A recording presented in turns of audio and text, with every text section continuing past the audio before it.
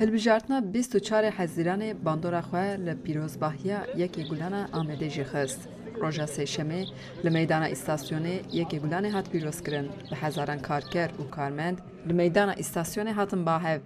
دگوتارین پیروزباهیه دا بالکشاندن سر روشا آورته و هات ifade کرن حکومت جخورا و روشی کرهجت و بصدان هزار کتکار شکار هاتن آویتن. هلبجارتنا 24 حزیران جی وکا درفتک جبوی دموکراسی هات پیناسه کرن. پارتیا دموکراتیک آگلان سزای تملی دگوتارا خدا آنی زمان کو حکومت به ظلم و روش آورته خواه لسر لنگان دهیله و ev değiştin خواه دسپره دجمناتیا کردان. HDP'ye hesaba katmadan çözüm arayanlar aslında Türkiye'de temsiliyet krizini Yenku hedepi nehasibinu li çareseriye digerinde asli xoda keşeya temsiliyeti ya li Türkiye kurtir dikin. Her olsa reyli demokrasiye digirin li Türkiye.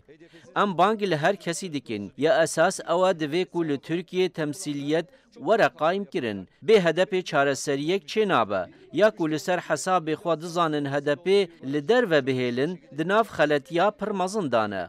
Tu pirzgirêkek hedepi ya benda hilbijartinê tuneye. Çawa di hilbijartinên heftê hezîranê û êkî mijdarê da bi awaya gej bi ser keftin, ew ê vê care jî bi ser keve. Lê ji bo yên ku li ser hedefê hesabê dikin, pirzgirêka wan ya demokrasiyê heye. Hêjeyê gotnê ku sendikaya rojnamevanan cara yekê li Amedê beşdarê yekê gulanî bû.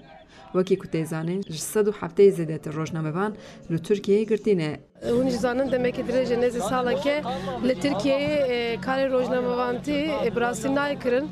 Çima naykirin?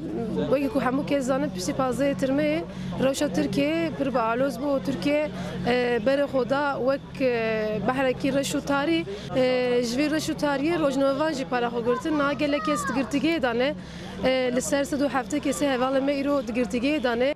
Doktor Şehmus Gökalp tevî 6 endamên yekîtiya bijîşkên Tirkiyeyê di dema şerê Efrînê de ji ber ku gotibûn şer nexweşiya herî mezin e li ser saxlamiya civakê hatibû mutçavkirin. Pêvajo pir nezelale, pêvajo pir girik e û pir reş e. Ji ber çi reş e? Ji ber got iqtidara welatê me, iqtidara Tirkiyeyê civak hemik kirine dijminê xwe wek dijmin bi ser wan dire mafê wan bin pê dike o hal îlan kiriye û o halê bi keyfiyetî û demokrasî vê pêvajoyê pêş dibe. Ji ber vê havê jî rewşa welêt tendurustiya welêt tendurustiya civakê ne baş e. Pîrozbahiya yekê gulanê bi konsert û dîlanê bi dawî hat. Xecî Can Farqîn, Dengê Amerîka, Amed.